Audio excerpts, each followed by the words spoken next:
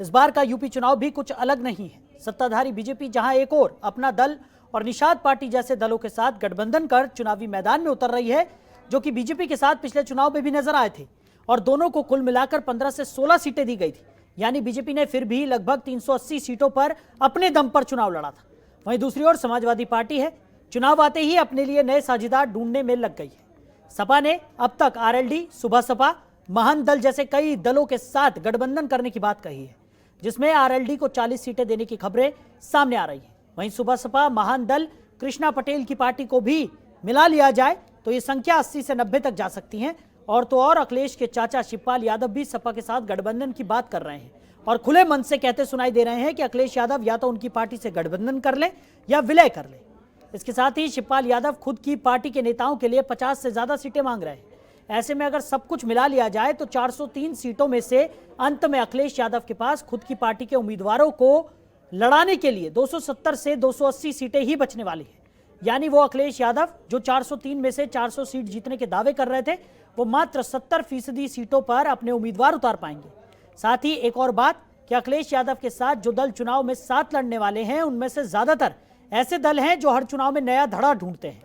ऐसे में इसकी गारंटी भी कम है कि अखिलेश यादव के साथ वो सरकार बनने पर पूरे 5 साल खड़े दिखाई दें।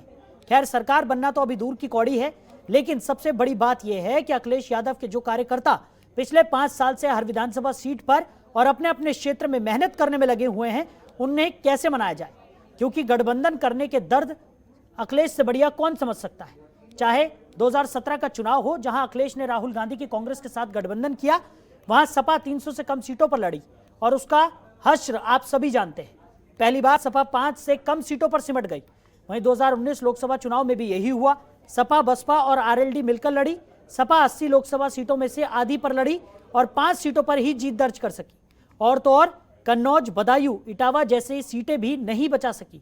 साथ ही साथ सपा के पुराने कार्यकर्ताओं और नेताओं ने भी पार्टी से किनारा कर लिया था और बीजेपी को वोट दिया। इससे साफ है कि गठबंधन अखिलेश को कैसे उल्टा पड़ा है, आंकड़े गवाही दे रहे हैं। अब फिर विधानसभा चुनाव से पहले सपा गठबंधन का गणित बनाने में लग गई है। ऐसे में अखिलेश यादव के सियासी भविष्य पर सवाल खड़े होना लाजमी है। जो नेता अपनी टिकट फाइनल मान बैठे थे, ग्राउंड लेवल पर पार्टी के लिए मेहनत कर रहे थे, गठबंधन होने के बाद तो उनकी सारी तैयारी धरी की धरी रह जाएगी। क्षेत्र में जातीय समीकरण से लेकर सभी हथकंडे अपना रहे प्रत्याशियों की जगह अब गठबंधन होने वाली पार्टियों से कोई वरिष्ठ नेता ताल ठोकता है तो सपाइयों को झटका लग सकता है। गठबंधन से राजनीतिक हालात बदलेंगे, कई सीटों पर समीकरण भी प्रभावित होंगे। ऐसे में देखना होगा कि इस बार गठबंधन कुछ अलग गुल खिलाता है या फिर वही ढाक के 3 पात वाला हिसाब बना रहता है।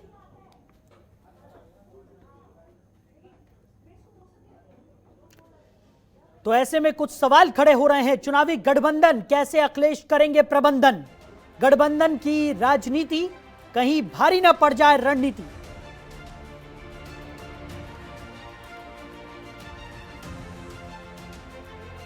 सपा मुखिया का हथकंडा कहीं फिर ना पड़ जाए फंदा।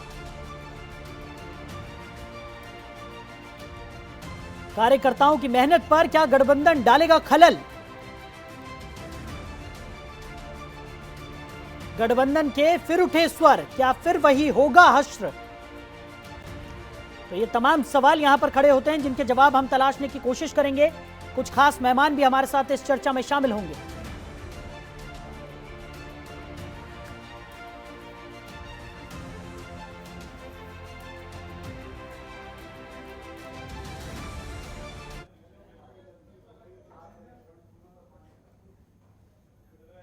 तो कंचन द्विवेदी, प्रवक्ता बीजेपी, हमारे साथ इस चर्चा में शामिल होंगे। डॉक्टर अभिषेक राय, प्रवक्ता समाजवादी पार्टी, हमारे साथ चर्चा में साथ निभाएंगे। साथ ही साथ राहुल लाल, जो कि राजनीतिक विश्लेषक हैं, वो भी हमारे साथ चर्चा में जुड़ेंगे। तो आप सभी मेहमानों का जनतंत्र टीवी में बहुत स्वागत है। सबसे पहले चर्चा की शुरुआत करेंगे डॉक्टर अभिषेक आपसे। जिस तरीके से समाजवादी पार्टी के पूरे जिस तरीके से उन्होंने एक रणनीति तैयार यहाँ पर की है, लगातार ये बात निकलकर सामने आ रही है कि समाजवादी पार्टी अलग अलग दलों से गठबंधन यहाँ पर करने वाली है। उस लिहाज से अगर बात की जाए तो 70% ही सीटें समाजवादी पार्टी के पास रह जाएंगी आखिर में। क्या कहेंगे आप? देखिए, कितनी सीटें हमारे पास रह जाएंगी, कितनी सीटें हमारे सहयोगियों के पास जाएंगी, ये सोचने का विषय है। इस पे बैठ के राष्ट्रीय अध्यक्ष जी बात कर रहे हैं। जहां तक समाजवादी पार्टी की बात है, समाजवादी पार्टी करीब 350 से 350 सीटों पे अपने प्रत्याशी खुद के खड़े करेगी। बाकी कुछ मित्र दलों के साथ मिलकर भी जहां मजबूत स्थिति में हम होंगे, हम सिर्फ जिताऊ कैंडिडेट्स उतारने का प्रयास कर रहे हैं, चाहे वो हमारे सहयोगी हो, चाहे हमारे गठबंधन के सहयोगी हो। हाँ।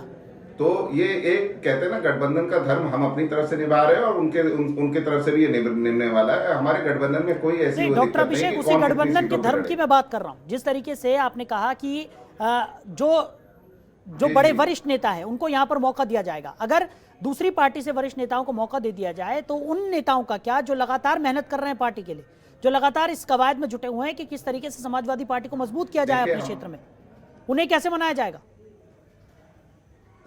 साहिल जी, मैं बहुत सीधी सी बात बता रहा हूं कि हमारे पार्टी में इस समय सिर्फ एक लक्ष्य लेके हर कार्यकर्ता, छोटे से छोटा कार्यकर्ता, बड़े से बड़ा कार्यकर्ता और वरिष्ठ से वरिष्ठ नेता, सब लोग का सिर्फ एक लक्ष्य है कि 22 में इस अराजक सरकार को उखाड़ फेंकना है और 22 में प्रदेश की जनता माननीय अखिलेश यादव के नेतृत्व में एक सरकार बनते हुए देखना चाहती है। तो हमारा हर कार्यकर्ता उसी पथ पे आगे अग्रसर है।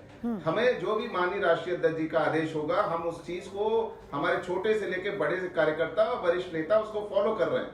हमें इससे फर्क नहीं पड़ता। देखिए, विधानसभा 403 सीटों पे ही लड़नी है, 403 कैंडिडेट्स ही होंगे। हमारे पास इतने आवेदन हमारी पार्टी के अंदर ही हैं कि 18,000 के करीब आवेदन आए हैं जो हमारे 47 विधायकों की सीटों को छोड़ के। तो आप ये समझ सकते हैं कि जनता बड़ी उम्मीद से हमारी तरफ देख रही है। तो हमें उस उम्मीद पे कायम रखना है। लड़ने के लिए जरूर 403 चेहरे अलग होंगे हमारे सहयोगियों के साथ मिला के, लेकिन पार्टी पूरी मजबूती से उनके साथ और उनके पीछे खड़ी रहेगी। हमारा संगठन उनके पीछे खड़ा रहेगा और बाकी सबका सम्मान हम लोग रखेंगे और सबका सम्मान रखते हुए, कार्यकर्ताओं का ध्यान रखते हुए राष्ट्रीय अध्यक्ष जी जो आदेश देंगे उसका सब पालन करें। बिल्कुल बिल्कुल डॉक्टर अभिषेक, ये तो देखने वाली बात होगी कि किस तरीके से सबका सम्मान यहाँ पर समाजवादी पार्टी रख पाती है। चलिए, इस पर हम चर्चा करेंगे और सवाल भी पूछूंगा मैं आपसे। कंचन द्विवेदी जी हमारे साथ जुड़ी हुई है। कंचन जी, आप कैसे देखती हैं? समाजवादी पार्टी ने तो साफ कर दिया है कि भारतीय जनता पार्टी को जड़ से उखाड़ने की कवायद यहाँ पर शुरू हो चुकी है और अलग अलग दलों के साथ यहाँ पर समाजवादी पार्टी गठबंधन कर रही है, कैसे देखती हैं? जी, जिस प्रकार से सब कुछ बिखर रहा है तो अखिलेश जी को गठबंधन करना ही चाहिए और वो कर ही रहे हैं। और गठबंधन की बात करूं तो पहले भी गठबंधन उनके हुए हैं बहुत प्रकार से। कांग्रेस से गठबंधन हुआ, राहुल जी से गठबंधन हुआ, इसके बाद फिर बीएसपी से भी गठबंधन हुआ और क्या हुआ उसका परिणाम हम सब जानते हैं, पूरा देश जानता है कि परिणाम क्या हुआ। तो ये तो अलग की बात है। गठबंधन की मैं बात करूं, अखिलेश जी की बात करूं तो ये क्या संभालेंगे ये गठबंधन को? अगर संभालना ही होता तो ये जो पूरा गठबंधन है, कुछ लोगों को देखा जाए तो पुराने गठबंधन के लोग हैं, जैसा कि देखा जाए जैन जी को देखा जाए पुराने लोग हैं। तो अगर गठबंधन को संभालना ही आता और उन लोगों को गठबंधन में ही रहना होता तो ये पहले ही क्यों जाते पार्टियों से, क्यों निकलते, है ना? जनता दल जिस प्रकार से पार्टी थी तो उससे ये लोग क्यों निकल गए? तो ये सब कुर्सियों के पीछे और आगे पीछे घूमने वाले लोग हैं जो बार बार निकलते रहते हैं और संभलते रहते हैं, आते रहते हैं। अगर एक सीट से ज्यादा यहाँ वहां हो गई कि फिर से गठबंधन टूट जाने वाला है। और अखिलेश जी से संभालेंगे कैसे? पहली बात तो सोचने वाली बात है कि अगर अभी गठबंधन जैसे तैसे वो भड़बड़ा करके अपना बना रहे हैं, बाद में कैसे संभालेंगे? अगर एक भी सीट यहाँ वहां हो गई, जिस प्रकार से उन्होंने पिताजी का सम्मान नहीं कर पाया, अभी हमारे माननीय पैनलिस्ट बोल रहे थे सम्मान की बात, सबका सम्मान नहीं, क्या सम्मान रखेंगे? जो अपने पिताजी का सम्मान नहीं रख पाया, राजगद्दी तो इनको मिलने ही वाली थी, इन्होंने धक्का क्यों मार दिया अपने पिताजी को? जो अपने पिताजी का सम्मान नहीं रख पाए, ये पार्टियों का और लोगों का सम्मान क्या रखेंगे? फिर अगर जैसे तैसे जीत भी गए तो किस प्रकार से, जैसे बंदर रोटी खींचते हैं ना, इस प्रकार से खींचा खिंचाई होने वाली है। तो प्रदेश की क्या स्थिति होगी वो जनता जानती है, इसलिए जनता ऐसा कुछ करने वाली नहीं है। और जनता ना तो किसी प्रकार से गठबंधन को देखती है, जनता राष्ट्रवाद को देखती है, जनता विकासवाद को देखती है। तो ये सब जनता देखेगी। वो कितने भी गठबंधन नहीं, पास बंधन भी बना लेना, तब भी कुछ बिगड़ने वाला नहीं है बीजेपी का। ठीक है डॉक्टर अभिषेक, जल्दी से अपनी बात रखिए, फिर राहुल लाल जी का रुख करेंगे। मैं अपनी बहन कंचन जी को एक चीज बता देना चाहता हूं कि जो पार्टी अपने कहते हैं ना गुरु आडवाणी जी की इज्जत ना करती है, वो कृपा करके इस तरह के प्रवचन मत दिया करें। जो आदमी अपने गुरु को भस्मासुर के जैसे, और राजनाथ सिंह जी कहाँ पे हैं आज? होशिये पे हैं। उत्तर प्रदेश के बड़े नेता होते थे, रक्षा मंत्री जरूर है और रक्षा मंत्री का पहले क्या तो देखे इनसे। अरे सुन लीजिए कंचन जी प्लीज, मैं आपके बीच में नहीं बोल रहा ना, मैं बोल रहा हूँ माननीय नेताजी हर मौके पे अपना आशीर्वाद देने के लिए कंचन जी प्लीज सुन ले, मैं बोल रहा हूँ ना कि माननीय नेताजी हर मौके पे आशीर्वाद देने के लिए, हम लोग को गाइड करने के लिए हमेशा रहे। तो प्लीज कहते हैं ना, किसी के लिए इस तरह की भाषा का आप वो अपशब्द ना इस्तेमाल करें कि धक्का दिया, ये किया, वो किया। अगर माननीय नेताजी के दिल में कोई चीज होती है, वो सपा के संस्थापक सदस्य हैं और सब दल उनकी इज्जत करते हैं। आपसे भी ये उम्मीद करता हूं कि माननीय नेताजी की शान में प्लीज आप ऐसे चीजें ना बोलें। दूसरी बात, रही बात हमें कैसे गठबंधन करना है, क्या करना है, ये हमें आपसे सीखने की जरूरत नहीं है। हमें ये आपसे सीखने की जरूरत नहीं। सुन ले, आपने अगर हमें आपको सिखाने की भी जरूरत नहीं, हम तो केवल वो बात कर रहे हैं जो सच बात है, वो सच बात है। अरे उनको राजगद्दी मिलने वाली, वो संगठन क्या संभालेंगे, वो क्या गठबंधन संभालेंगे, जो अपने पिताजी जो मिलना ही था उसके लिए धक्का मारने की क्या जरूरत थी, और केवल उनको आशीर्वाद देने के लिए रखा गया। वो तो एक सामाजिक प्रक्रिया बेचारे करेंगे। साहिल जी जी जी अभिषेक जी अपनी बात रखिए। ठीक है कंचन जी सुन लीजिए, कंचन जी ठीक है, डॉक्टर अभिषेक को अपनी बात पूरी करने दीजिए, फिर आपको भी मौका दीजिए। ठीक है ठीक है जी साहिल जी, मैं वही चीज कह रहा हूं कि जो पार्टी सत्ता में रहते हुए एक ऐसी पार्टी से गठबंधन करे जो प्रभु राम को गालियां दे रहा है, उनके जन्म के अस्तित्व पे क्वेश्चन मार्क कर रहा है, इसके साथ इन्होंने गठबंधन कर लिया, उसको एमएलसी बना दिया और उसके बारे में कमेंट नहीं करेंगे। चलिए ठीक है डॉक्टर अभिषेक कंचन जी, आप दोनों ने अपनी बात रख ली। राहुल लाल जी को चर्चा में शामिल कर रहे थे। राहुल लाल जी जल्दी से, आपने दोनों की बातें सुन ली, भारतीय जनता पार्टी की तरफ से भी आपने सुन लिया और समाजवादी पार्टी को भी आपने सुन लिया। सवाल वही है कि गठबंधन का जो गणित है वो यहाँ पर देखने को तो मिल रहा है, लेकिन क्या वो गणित कामयाब हो पाएगा या फिर अखिलेश यादव के सियासी करियर की अगर हम बात करें तो उस पर अब सवाल या निशान लगने वाले हैं। जल्दी से, क्योंकि ब्रेक के लिए हमें रुकना होगा, फटाफट। जल्दी से मैं क्या कहूंगा, आप पहले ब्रेक ले लीजिए, मैं ब्रेक के बाद ही बोल लूंगा मैं जी। यानी कि थोड़ा लंबा आपका डिस्कशन जाने वाला है यहाँ पर। राहुल लाल जी, जिस तरीके से अभी अगर हम बात करें, जिस तरीके से अभी इन्होंने यहाँ पर बोला है, डॉक्टर अभिषेक ने जिस तरीके से अपनी बात रखी है, उस पर आप क्या कहेंगे? सीधा सवाल ब्रेक पर जाने से पहले, क्योंकि जरूरी है ये। देखिए मेरा सीधा सवाल, देखिए मैं ये कहना चाह रहा हूँ कि गठबंधन करना अच्छी चीज है। एक तरह से 2017 में इसी तरह का गठबंधन एक social engineering Bharatiya Janata party की तरफ से किया गया था और अभी भी एक तरह से समाजवादी पार्टी भी एक विस्तृत फलक पे गठबंधन करना चाह रही है। लेकिन हमें ये ध्यान रखना पड़ेगा कि चुनाव में हमेशा जीत आपके कार्यकर्ता सुनिश्चित करते हैं।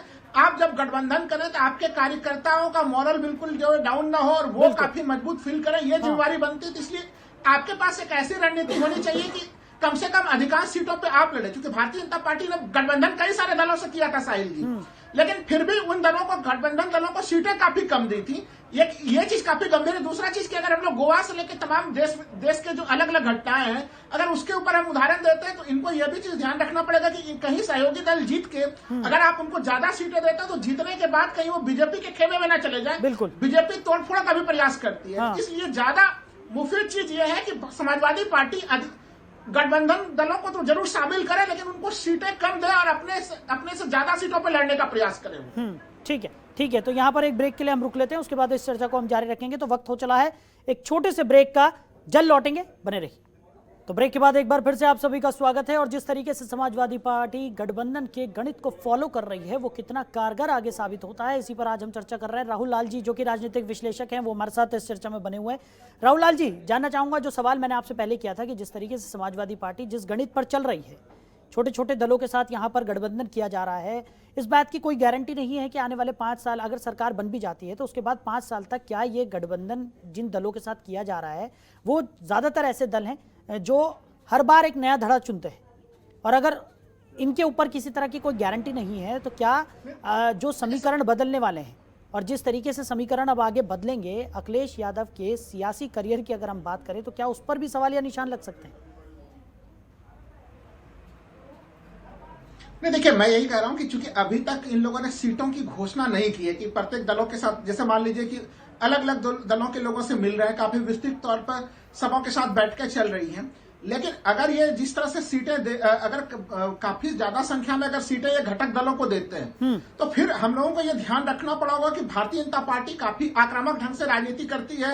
वो तोड़फोड़ में खुलेआम वो विश्वास करती है तोड़फोड़, वो मानना पड़ेगा। व्यवहारिक स्तर पर अगर हम लोग करें तो वैसे स्थिति में बड़ी परेशानी होगी। तो इसलिए समाजवादी पार्टी देखिए, लोकतंत्र में जितना आवश्यक सत्ता पक्ष विपक्ष पक्ष भी काफी आवश्यक होता है। अभी इस समय लोग काफी आशा के साथ समाजवादी पार्टी को देख भी रहे हैं। बिल्कुल। लेकिन ऐसे स्थिति में अगर ये काफी घटक दलों को सीट देते हैं तो फिर ये उनको नुकसान कर सकता है। इसलिए वो उनकी ये जिम्मेवारी बनती है, उनकी रणनीति होनी चाहिए कि वो अलग अलग घटकों को शामिल करें, लेकिन उनको सीट शेयरिंग के मुद्दे पे कैसे उसको सहमत कर सके।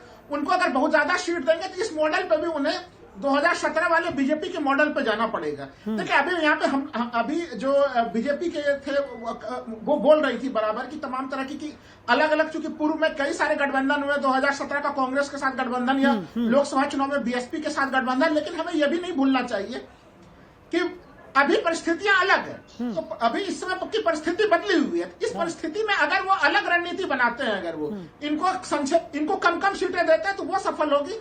ज्यादा सीट की रणनीति फिर उनको नुकसान करेगी, इसमें कहीं कोई शक वाली चीज नहीं। क्योंकि बीजेपी को किसी भी रूप में, भारतीय जनता पार्टी को, आप समाजवादी पार्टी को हल्के रूप में नहीं लेना चाहिए। डॉक्टर अभिषेक क्या कहेंगे, जिस तरीके से राहुल लाल जी ने भी यही कहा है कि अगर ज्यादा सीटें यहाँ पर घटक दलों को दी जाती हैं तो आने वाले चुनाव में उसका नुकसान भी भुगतना पड़ सकता है। देखिए साहिल भाई, मैं वही बात तो कह रहा था कि मैं राहुल भाई की बात से एकदम सहमत हूँ। जो उन्होंने कहा है हमारी पार्टी भी उससे सहमत है। हम घटक दलों को साथ ले रहे हैं, उनका सम्मान कर रहे हैं। हो सकता है जहां हमारा कैंडिडेट मजबूत होगा वो घटक दल के सिंबल पे वहां से लड़ सकता है। लेकिन हम समाजवादी पार्टी कम से कम, मैंने आपसे बोला ना, हम 330 से 350 सीट के बीच में समाजवादी पार्टी का कार्यकर्ता लड़ेगा, चाहे साइकिल के चुनाव चिन्ह पे, चाहे अपने घटक दल के सहयोग के साथ। हम एकदम मजबूती से लड़ रहे हैं। तो डॉक्टर अभिषेक, ऐसे में उन दलों का क्या होगा जो अपनी शर्तों पर समाजवादी पार्टी के साथ गठबंधन करने की बात कर रहे हैं? कोई सुन लीजिए, हमारे साथ कोई शर्त नहीं। हाँ। बहुत सीधी सी बात करता हूँ। माननीय ओम प्रकाश राजभर जी ने कहा, हाँ। आपने स्टेटमेंट सुना होगा कि समाजवादी पार्टी अगर एक भी सीट नहीं देती तो भी हम उनके साथ लड़ने को तैयार। हाँ। सब लोग परिवर्तन चाहते हैं। हाँ। आप समझ लें। और सारे सहयोगी दल बिना किसी शर्त के, बिना किसी की कोई शर्त नहीं है हमारे साथ। हम जनता की शर्तें मान रहे हैं, हम जनता की बातें मान रहे हैं। ठीक है कंचन जी, जल्दी से अपनी बात रख दीजिए, समय कम। भाजपा की सरकार को बदलने के लिए हमारे साथ आ रहे हैं। बिना शर्त की बात कर रहे हैं तो फिर चाचा जी को क्यों नहीं मिला ले रहे हैं? बेचारे चाचा जी भी तो हैं, वो तो पिता तुल्य हैं। आपने तो बोल दिया कि पिताजी आशीर्वाद वाले हैं, तो चाचा जी कौन वाले हैं? उनको भी तो ले लेते, उनको तो जोड़ा नहीं है आपने।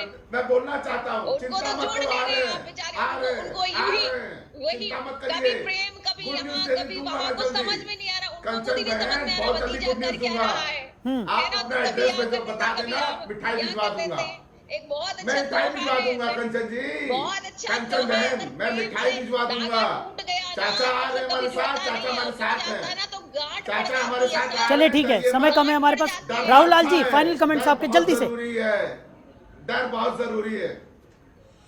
मैं देखिए फाइनल कमेंट यही है कि देखिए गठबंधन तो ठीक है, लेकिन गठबंधन को निभाते समय जैसा अभी ये कह रहे हैं कि बहुत सारे इनके कैंडिडेट ऐसे हैं समाजवादी पार्टी के कि वो दूसरे दलों के सिंबल पे लड़ेंगे, लेकिन मैं कहूंगा कि उसका उल्टा कीजिए, वो ज्यादा बेहतर होगा। यानी दूसरे कैंडिडेट को भी आप समाजवादी पार्टी के सिंबल पे आप लड़ाइए तो वो आपके लिए बेहतर होगा। कल भविष्य में अगर वो दल बदल करना चाहेंगे भी अगर, तो वो नहीं कर पाएंगे और पार्टी सुरक्षित रहेगी। तो कहीं न कहीं इस पूरे मामले के ऊपर गठबंधन करना चाहिए, लेकिन गठबंधन करते समय विशिष्ट रणनीति का इन्हें ध्यान रखना पड़ेगा, नहीं तो गठबंधन बोझ भी बन सकता है।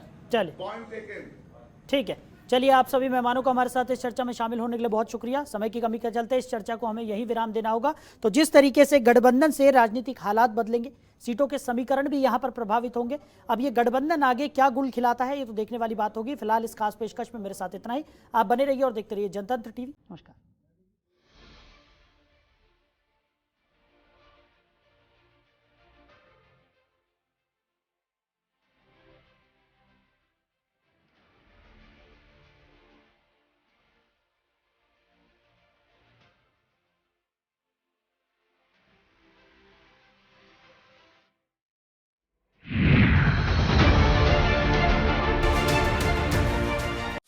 खबरों के निष्पक्ष विश्लेषण के लिए सब्सक्राइब करें Janatantra TV and press the bell icon. Never miss any update.